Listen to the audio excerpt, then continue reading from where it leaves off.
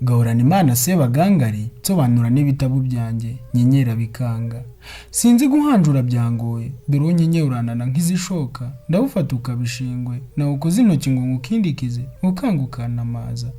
Ndawushyira ku kitako ntunkundire, nagerageza ibyo kuwifubika, nkabona utabutse handi hatatu.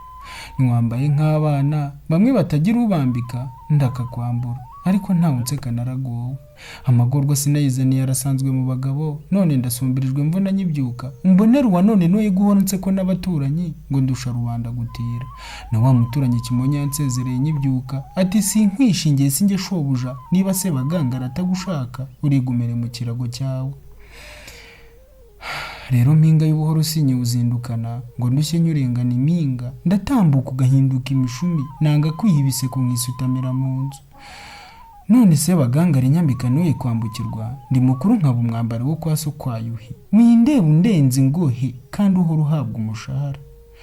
Yawuma yari umwe ndahakana, ni Sebagangari w'umuko wawutuwe, ntugutera ubukene, nturi bubutubije imvuba yawe.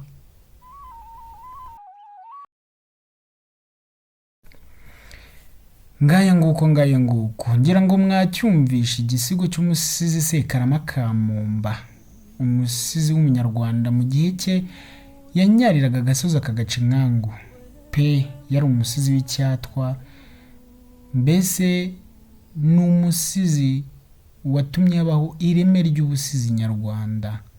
Nyuma y'uko nyiri gutangiza ubusizi nyarwanda, Nyirarumaga, uyu Sekarama ka Mumba yakurikiyeho ameze nk'umuntu uzanye inkota ityaye yo gutyaza ubusizi nyarwanda muri rusange. Ndetse n'ikimenyimenyi ku munsi wa none ibisigo bye birakigwa mu mashuri agiye atandukanye biciye mu isomo ry'ikinyarwanda. Bivuze iki rero?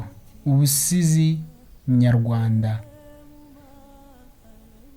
bushingiye kuri uyu mugabo, cyo kimwe n'abandi basizi bagenzi be bagiye babaho mu mateka yaranze u Rwanda. Mbivuze gutyo ntabwo naba ndi kure y'ukuri. Ubyumva mu buryo butandukanye n'ubu bwanjye, akaribwo nkuke karakenewe muri comment box. Igitekerezo ni inyamibwa. Ariko igihe aricyo nuko Sekarama ka Mumba ahangaha yari ariho yerekana ko arabukiye uyu Sebagangari. Ndagira ngo mu kiganiro cy'ubutaha tuzaze tuganira ku bijyanye n'uyu Sebagangari. Se Sebagangari we yari muntu ki? Ese yabayeho koko?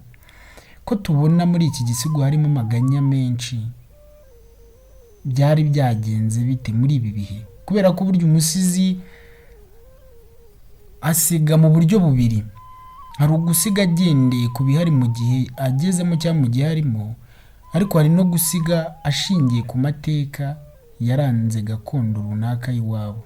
Ubwo nko mu Rwanda hari nko gusiga ashingiye ku muco n'amateka byaranze igihugu cy'u Rwanda. Ariko ahangaha biragaragara ko uyu musizi Sekarama ka Mumba muri iki gisigo cye kuri iyi nshuro yari yashatse kugaruka ku bijyanye n'ubuzima yari arimo gucamo muri iyo minsi. Ngayo nguko. Igihe aricyo rero no kubutaha, Banyarwanda Banyarwandakazi, inshuti za umusizi Rutikanga, tuzagaruka tuganira byimbitse tureba amashira cy'inyuma kuri iki gisigo. Hagati aho rero mbibutse ko ivomo cyangwa ahakuwe iki gisigo muri rusange ni mu gitabo cyitwa ngo Iyo wiriwe nta rungu, cy'umunyarwanda wamamaye cyane by'umwihariko ku bitabo bigiye bitandukanye n'umwanditsi Alexis Kagame. Mu gitabo yise Iyo wiriwe nta rungu, ku rupapuro rwa 79 kugeza ku rupapuro rwa 80 niho usanga iki gisigo cya Sekarama ka Mumba. Ngira ngo ni naho nanjye nabashije kuba nagikura. Murakoze cyane rero, murakarama, amahoro atari amagumerane niyo mbifurije. Nimukomeze mwande, ndabakunda cyane.